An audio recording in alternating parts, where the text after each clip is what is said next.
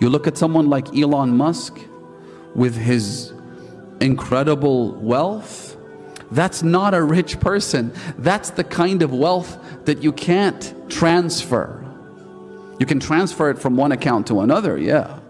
But you can't transfer it from this world into the next, right? That's the kind of wealth that is nothing but a curse.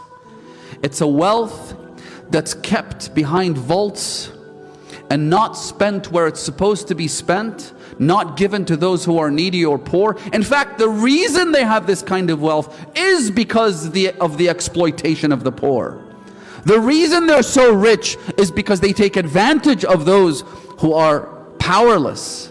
It's because they haven't given the wealth where they're supposed to. That's why the hadith says that up to a certain cap, you cannot increase your wealth except through being stingy and miserly or through haram. Up to a certain cap.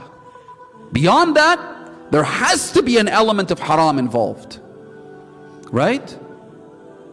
But ultimately, they keep all this wealth behind these iron vaults, and then when they don't know what to do with it, they spend it on space exploration. They spend countless amounts of money on trying to prolong life.